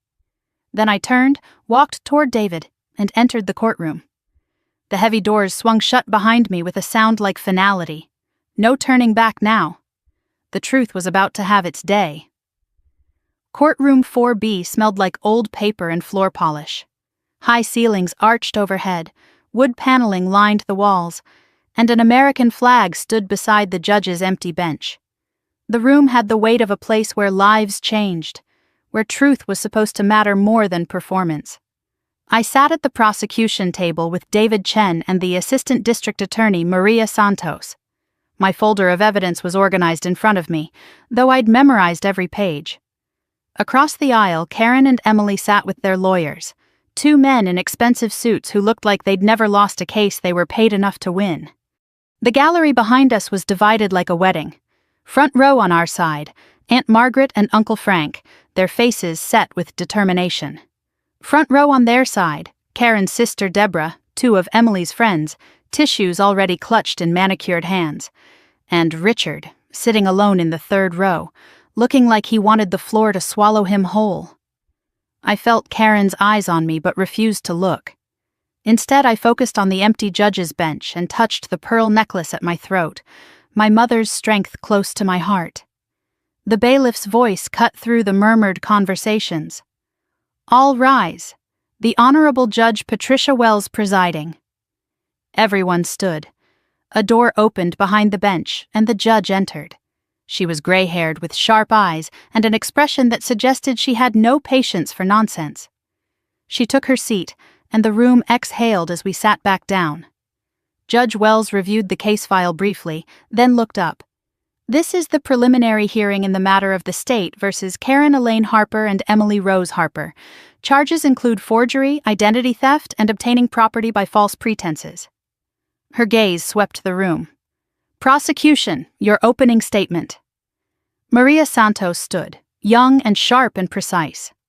"Your Honor, the evidence will show a coordinated scheme spanning over 2 years. The defendants exploited the victim's trust and her identity to obtain nearly $30,000 in fraudulent loans and credit. We have bank security footage, forensic handwriting analysis, digital evidence tracing the fraud to the defendant's devices, and documentary proof of forgery. This was not a family misunderstanding. This was theft, planned and executed with deliberate intent." The defense attorney, Victor Hale, rose next. Silver hair, smooth voice, the polished confidence of a man who got paid by the hour. "Your Honor, this case is a tragic example of family conflict blown out of proportion. My clients maintain that Miss Harper verbally authorized the financial arrangements in question. What we have here is a miscommunication between family members, now weaponized by a bitter stepsister seeking revenge for perceived slights. The prosecution's evidence is circumstantial and open to interpretation." I watched Judge Wells as Hale spoke. When he said miscommunication, her eyebrow rose almost imperceptibly. A small thing. But I noticed it, and I hoped it meant something. The prosecution called Detective Morrison to the stand first. He was sworn in and took his seat with the calm of a man who had testified hundreds of times. Maria Santos walked him through the investigation methodically, each piece of evidence building on the last. The bank security footage played on a monitor mounted on the wall. Karen entering the Pineville branch, approaching the counter, sliding documents across with a smile. This video shows Mrs. Karen Harper submitting a loan application listing Miss Olivia Harper as co-signer, Morrison explained. She told the bank employee she was helping her stepdaughter with paperwork. The forensic evidence came next. The forensic examiner concluded with high confidence that the signature on the loan application is not consistent with Miss Olivia Harper's authentic signature. In other words, it's a forgery. Then the digital trail. IP address records displayed on screen, showing the fraudulent email account and credit card applications traced to a laptop registered to Emily Harper. Phone records proving Emily had answered verification calls, impersonating me. The evidence shows a coordinated effort over approximately 2 years, Morrison concluded, multiple people working together with deliberate intent. Victor Hale approached for cross-examination, trying to poke holes. Isn't it possible someone else used Miss Emily's laptop without her knowledge? Morrison's expression didn't change. Possible, but the timing, location, and pattern all point to the same user across multiple incidents over 2 years. Hale tried again. Could the signature analysis be wrong? The examiner has testified in over 200 cases. His methodology is peer-reviewed and court-accepted. Hale retreated, having gained nothing. I allowed myself a small breath of relief. The defense called Karen to the stand next. She walked slowly, dabbing her eyes, the picture of wounded innocence. Her testimony was soft-spoken and tearful. I was only trying to help my daughter. Emily was struggling financially. I went to the bank to help with paperwork. I thought Olivia had agreed. She looked at me with watery eyes. I would never do anything to hurt Olivia. She's family. I don't understand why she's doing this to us. Maria Santos approached for cross-examination, calm but relentless. Mrs. Harper, you testified that you believed Miss Olivia Harper had agreed to co-sign the loan. Did she sign the application in your presence? Karen hesitated. No, but did you witness her signature at any time? Emily said she had spoken to her. So you submitted a loan application with someone else's signature without ever seeing them sign it? Karen's composure cracked slightly. It was a family arrangement. And yet Miss Harper's signature on that application is forensically proven to be a forgery. Can you explain that? Silence. Karen looked at her lawyer, desperate for help that couldn't come. I don't know how that happened. I watched the words land in the quiet courtroom. She didn't deny it. She just claimed not to know. It was almost an admission. Emily took the stand next, called by her own defense. Unlike Karen's tearful performance, Emily was rigid with defiance. I needed money for my business. My mom said she would help arrange a loan. I thought Olivia had agreed. That's what Mom told me. I didn't know anything about forged signatures. She glared at me across the room. I'm a victim here too. My own sister is trying to send me to prison. Maria Santos held up a document. Miss Harper, I'm showing you Exhibit 14, an email sent from the account olivia.harper.financial@gmail to South Trust Financial, confirming the loan application. This email was sent from your laptop. Can you explain that? Emily's jaw tightened. Someone must have used my computer. Who? Your mother, whom you live with? I don't know. Maybe. And the credit card verification call answered from your personal cell phone? Was that also someone else? Emily's eyes darted to her lawyer. I don't remember that. You don't remember answering a call and pretending to be your sister? Victor Hale stood. Objection! Counsel is badgering the witness. Judge Wells didn't blink. Overruled. The witness will answer. Emily's face reddened. I thought I was helping. Olivia would have said yes if we'd asked. The courtroom stilled. She'd just admitted to answering the verification call. I thought I was helping is not a defense to identity theft. I could feel the shift in the room, the weight of her own words settling over everything. When I took the stand, I kept David's coaching in my mind. Stay calm, stay factual, be consistent. Maria Santos guided me through the timeline. Did you ever authorize anyone to sign your name on a loan application? No, never. Did you ever agree to co-sign any loan for your sister Emily? No, she never asked me. Did you know about the credit cards opened in your name? Not until Christmas Day, when I received a credit alert. How did discovering this fraud affect you? I paused, breathing steadily. My credit score dropped over 100 points. My plans to buy a home were destroyed. My professional reputation as a financial analyst was put at risk. I looked at the judge. But beyond that, I discovered that people I thought were family had been stealing from me for years. They took my mother's inheritance. They took my identity. And when I showed up at Christmas hoping to be included, they kicked me out. They didn't see me as family. They saw me as a source of funds. Victor Hale's cross-examination was brief. Isn't this lawsuit really about resentment over your father's remarriage? No, it's about forgery, identity theft, and $75,000. He had nowhere else to go. He sat down. After a brief recess, Judge Wells addressed the room directly. I've heard the evidence. I've heard the testimony. Before we proceed to closing arguments, I want to address something. Her gaze settled on the defense table. Counsel has repeatedly characterized this as a family matter and a miscommunication. I want to be clear, forgery is not a family matter. Identity theft is not a miscommunication.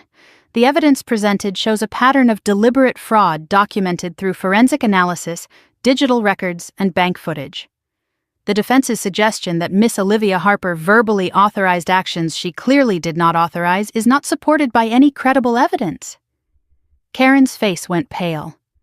Emily stared at the table. Victor Hale looked like a man calculating how to bill for a lost cause. I didn't smile, didn't react outwardly. But inside, something loosened. The judge saw the truth. The judge was saying it out loud. Closing arguments will be heard now, Judge Wells continued.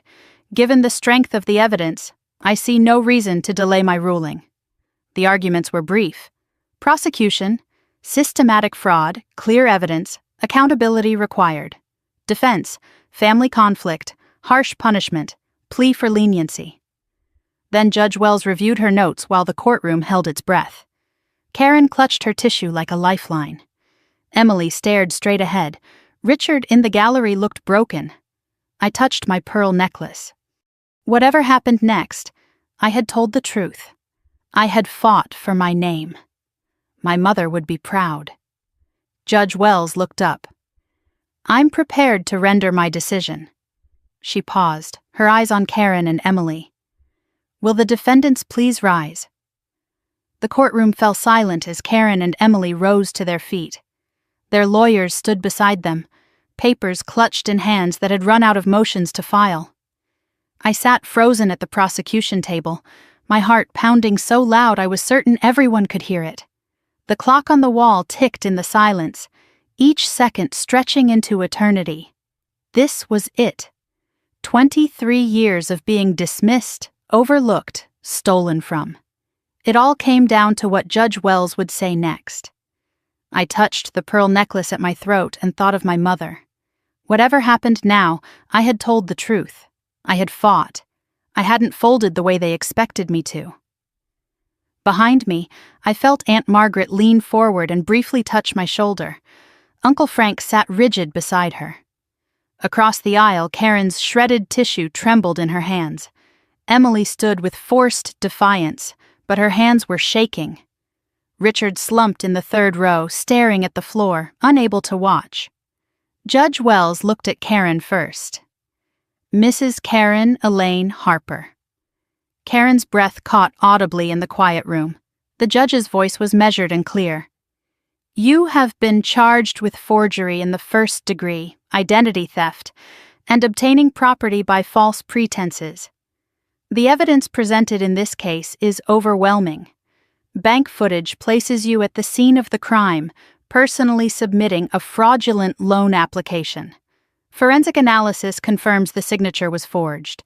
Your own testimony failed to provide any credible explanation for how your stepdaughter's forged signature ended up on documents you submitted. She paused. You exploited your stepdaughter's trust and her identity for financial gain. You did so deliberately over an extended period with no apparent remorse. The judge straightened the papers before her. On the charge of forgery, guilty. On the charge of identity theft, guilty. On the charge of obtaining property by false pretenses, guilty. Karen swayed slightly. Her lawyer steadied her arm. The tissue in her hand fell to the floor unnoticed. You are hereby sentenced to 18 months of supervised probation, Judge Wells continued. You are prohibited from accessing, managing, or having any authority over any financial accounts belonging to any person other than yourself. You are ordered to complete a certified financial crimes awareness program. Any violation of these terms will result in immediate incarceration. Additionally, you are jointly and severally liable for full restitution to the victim. Karen opened her mouth as if to speak, but her lawyer grabbed her arm, warning her to stay silent. Tears streamed down her face, real ones this time, not the performance she'd been giving all morning. She looked toward Richard in the gallery, desperate for something, support or comfort or absolution. He didn't look back. He sat with his head bowed, unable or unwilling to meet her eyes. Judge Wells turned to Emily. Miss Emily Rose Harper. Emily lifted her chin, still trying to project defiance, but her eyes betrayed her fear. You have been charged with identity theft, fraud, and obtaining property by false pretenses. The digital evidence against you is irrefutable. The fraudulent email account was created on your laptop. Credit card applications were submitted from your device. You personally answered verification calls, impersonating your sister. The judge's voice hardened slightly. Your testimony that you thought you were helping is not a defense. It is a confession. You knowingly participated in a scheme to defraud your own sister. On the charge of identity theft, guilty. On the charge of fraud, guilty. On the charge of obtaining property by false pretenses, guilty. Emily's defiance crumbled. Her face went white, and for a moment I thought she might collapse. Her lawyer put a hand on her elbow to steady her. You are hereby sentenced to 18 months of supervised probation. You will complete 200 hours of community service. You are ordered to pay full restitution in the amount of $29,500, representing the total of the fraudulent loan and credit card balances. Failure to comply with restitution payments will result in wage garnishment and potential incarceration. Judge Wells paused, letting the weight of her next words settle. You will carry a felony conviction on your record.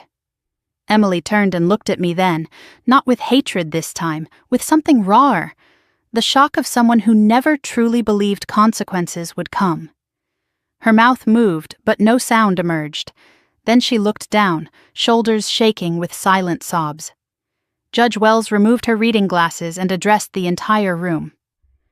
Before I conclude, I want to address something that has been raised repeatedly in this courtroom. Defense counsel characterized these crimes as a family matter, a miscommunication, a misunderstanding. She paused, her gaze sweeping across both tables. Let me be absolutely clear. This court does not recognize family as a license to commit crimes. A family relationship does not grant permission to forge signatures. It does not authorize identity theft. It does not excuse fraud. Her voice carried the weight of decades on the bench. If anything, crimes committed by family members are more egregious, because they exploit the very trust that family is supposed to represent. You took advantage of someone who should have been able to trust you. You stole not just money, but her credit, her identity, and her sense of safety within her own family. The fact that you are related to the victim makes this worse, not better. She looked directly at me. Miss Olivia Harper showed tremendous courage in bringing this matter forward. Many victims of family fraud stay silent out of shame or misplaced loyalty. She chose truth over silence. This court honors that choice. Her expression softened almost imperceptibly. Your name has been cleared. Your record has been protected. Justice has been served. The bailiff called the room to rise as Judge Wells exited. The moment she was gone, the tension broke like a wave. Karen collapsed into her chair, sobbing. Emily stood frozen, staring at nothing. Victor Hale was already talking in low tones about appeals, his voice urgent and calculating. Karen's sister Deborah rushed forward from the gallery, shooting a venomous look in my direction that I barely registered. Aunt Margaret wrapped me in a fierce hug before I could fully process what had happened. "You did it, sweetheart. You did it." Uncle Frank's eyes were wet when he put his hand on my shoulder. "Your mother would be so proud." David Chen shook my hand, professional but warm. "This was justice," he said. "Real justice. It doesn't happen as often as it should." I felt strangely hollow, not triumphant, not vengeful, just finished, like setting down a weight I'd carried so long I'd forgotten what my shoulders felt like without it. I looked for Richard in the gallery. He was already gone, slipped out during the judge's final statement. He couldn't face me, couldn't face any of it. Outside the courtroom, David pulled me aside in the hallway. His expression was serious, but his eyes were bright, with something like excitement. "Olivia, I need to tell you something. The criminal case is resolved, but there's more." I looked at him, confused. He continued, "With the evidence we presented today and these guilty verdicts, we have everything we need to move forward with the civil case for your mother's trust fund." My breath caught. "Richard's Christmas card is an admission of intent," David explained. "Uncle Frank's bank records prove the money was withdrawn. Today's convictions establish a pattern of financial abuse spanning over a decade. We can file suit against Richard for breach of fiduciary duty. The $45,000 your mother left you, we can get it back, plus interest, plus damages, plus legal fees." He smiled. "With interest over 10 years, we're looking at recovering potentially $60,000 to $70,000. And given the strength of our evidence, I think Richard will settle rather than go through another trial. He can't afford more public exposure." I hadn't let myself hope for this. The fraud case had felt like enough. Clearing my name. Getting restitution from Emily. But my mother's money, the inheritance Catherine had meant for me to have, it might actually come back. "File it," I said. "File everything." I walked out of the courthouse with Margaret and Frank into the cool March afternoon. The sun was bright, the air fresh, and I felt lighter than I had in months. Then I saw him, Richard, standing by his car in the parking lot, not with Karen and Emily, who were somewhere inside being processed and signing paperwork, alone, waiting. When he saw me, he took a step forward. Margaret and Frank moved to flank me protectively. "Olivia." His voice was hoarse, barely above a whisper. I stopped, waiting. "I hope you're satisfied," he said. "You've destroyed everything." I looked at this man who was supposed to have been my father, this broken man who had chosen the wrong family over and over, who had let Karen poison everything, who had stolen my mother's last gift to me. "No, Dad," I said. "You destroyed everything, 23 years ago when you chose them over me. I just finally stopped letting you get away with it." Something crumbled in his expression, not anger, something deeper. Recognition, maybe, or grief for the relationship we might have had if he'd made different choices. He opened his mouth, closed it, then turned and walked to his car without another word. I watched him go and felt the death of a hope I hadn't known I was still holding. The hope that someday he would choose me. That door was closed now. Forever. Margaret took my arm gently. "Come on, sweetheart. Let's get you home." Frank walked on my other side as we headed toward Margaret's car. I took one last look at the courthouse, the place where my name had been cleared, where the truth had finally had its day, where justice, imperfect and painful and real, had been served. It wasn't happiness I felt, not exactly. It was something quieter, deeper, peace. The peace of no longer pretending. The peace of standing in truth, even when it cost everything. Margaret asked what I wanted to do now. I thought about it for a moment. "I want to go somewhere quiet. and I want to not think about any of them for one whole day." She smiled. "I know just the place." As we drove away, I touched my pearl necklace and thought about the trust fund case still to come. The restitution payments Emily would struggle to make. The probation Karen would have to endure. The life I would have to rebuild from the rubble of a family that never truly was. But for now, there was only one thought. The hardest part was over. What came next was just living, and for the first time in 35 years, I got to decide what that looked like. 3 months later, I stood in my empty apartment surrounded by cardboard boxes.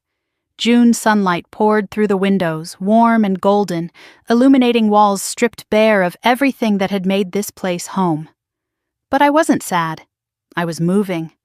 Tomorrow I would close on a townhouse of my own, a place I had dreamed of buying before my credit was destroyed. Now that dream was real again.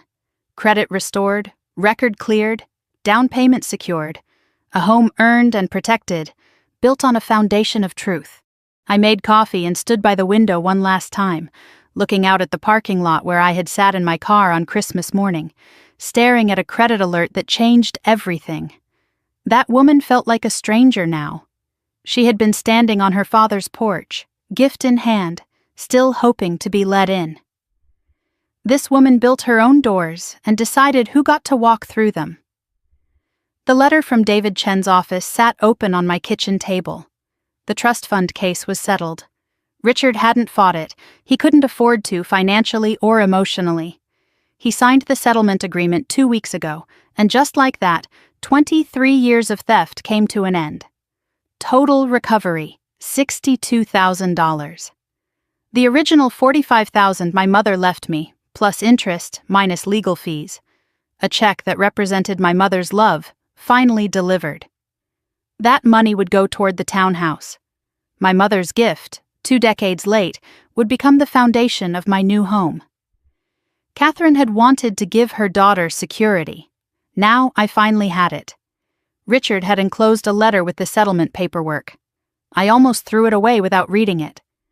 But curiosity won, the same curiosity that had led me to check that credit alert on Christmas morning. His handwriting was shakier than I remembered. "Olivia, I don't expect forgiveness. I don't deserve it. I failed you in ways I'm only now beginning to understand. Your mother would be ashamed of me. I'm ashamed of me. I hope someday you find peace. I don't think I ever will." No request to reconcile, no excuses, just acknowledgement. I read it once, then set it aside. I didn't feel anger anymore. I didn't feel love either, just a distant sadness for a man who lost everything by trying to keep everyone happy and ended up keeping no one. Through Aunt Margaret, I learned what happened to the rest of them. Karen was living with her sister Deborah now. Richard had asked her to move out a month after the verdict. Their marriage didn't survive the exposure of what she'd done. She attended mandatory financial counseling every week and wore an ankle monitor for probation check-ins. Deborah's Facebook posts had gone quiet. Hard to play the victim when there's a court record proving otherwise. Emily sold her car to start making restitution payments. She was working 2 jobs, retail during the day and a restaurant at night. The warehouse supervisor position she'd been bragging about disappeared when the background check flagged her felony conviction. She was 28 years old with a criminal record and $29,000 in debt. Margaret heard she was seeing a therapist, working through things she'd never been forced to face before. Whether it was helping, no one knew. Richard rattled around alone in the house on Maple Ridge Drive. The house that was supposed to be full of family now held only him and his regrets. He didn't contest the divorce Karen filed. He didn't fight for anything. A man who spent his whole life avoiding conflict was now surrounded by the wreckage of everything he'd refused to confront. I didn't feel joy at their suffering. I didn't feel guilt either. They made their choices. Choices have consequences. My only job now was to live my own life well. My phone buzzed with a text from Aunt Margaret. "Brunch Sunday? Frank's still in town? We want to celebrate your new place." I smiled and typed back, "I'll bring the champagne." Sunday brunches with Margaret had become tradition over the past 3 months. Uncle Frank had extended his trip twice, reluctant to leave. He was talking about relocating to Charlotte, moving closer to the family he should have been closer to all along. Catherine's side of the family, once cut off by Karen's manipulations, was reassembling around me. Cousins I barely remembered had reached out. A second cousin named Laura drove down from Virginia last month just to meet me. "Your mom was my favorite aunt," she said over coffee. "You look just like her." I had cried then, not from sadness but from the strange joy of being seen, of being connected to something larger than the family that had tried to erase me. I picked up the framed photo of my mother, wrapped it carefully in tissue paper, and placed it in the box marked "Living Room Important." She smiled up at me from behind the glass, young and healthy, before the diagnosis, before everything changed. I touched the pearl necklace at my throat, the one I wore every day now. It wasn't armor anymore. It was identity, a reminder of where I came from and who I belonged to. "I did it, Mom," I whispered to her photograph. "I protected our name. I hope you're proud." The room was silent, but I felt something. Warmth, presence, peace. The next morning I stood in the doorway of my new townhouse, keys in hand, sunlight streaming through windows onto empty hardwood floors. 2 bedrooms, a small office, a kitchen with good light, a backyard just big enough for a garden. My mother had loved gardens. Maybe I would learn to grow things too. The first thing I unpacked was a small framed print I had bought the week before. I hung it in the living room where I would see it every day. "Home is where you tell the truth and are still wanted." That felt right. That felt like everything I had fought for. Standing in my own space, bought with my own money and my mother's recovered gift, I felt something I hadn't felt in years, maybe ever. No one else's name was on the deed. No one else's expectations hung on the walls. Just me, finally home. That evening I sat on the floor of my empty living room, takeout beside me, back against the wall. No furniture yet, just me and the quiet and the satisfaction of something earned. I looked at my phone, at the empty spaces in my contacts where Karen and Emily and Richard used to be. Some people will ask why I didn't just forgive them. Why I had to make it legal, public, permanent. They'll say family should stick together. They'll say I should have been the bigger person. But being the bigger person doesn't mean being the smaller target. Family should stick together. But first, they should stop stabbing each other. I gave them 23 years of chances. What I took back was my name, my money, and my right to exist without being used. I don't hate them. Hate would mean they still have power over me. What I feel is simpler and harder. I feel free. They called me ungrateful for wanting what was mine. They called me cruel for telling the truth. They called me selfish for having boundaries. But I learned something that Christmas when my father closed the door in my face. The people who punish you for protecting yourself were never your people. And the people who are your people, they're not behind you waiting for you to fail. They're beside you, or they're still out there, waiting to be found. I found mine. I hope you find yours too. If this story found you tonight, if you've ever been the one kicked out of the room for existing, if you've ever had your kindness mistaken for weakness or your patience mistaken for permission, if you've ever wondered whether you're crazy for wanting to be treated like you matter, you're not crazy, you're not alone, and you're not wrong for wanting more. I'd love to hear your story, the one you've never told, the one that's still burning inside you. Leave a comment below. Share this with someone who needs to hear that fighting back is possible. And if you want more stories like this, real stories, hard stories, stories where the truth finally wins, hit that subscribe button and stay with us. Because sometimes the only family you need is the one that finds you in the comments. You're not alone at the table. You are the table.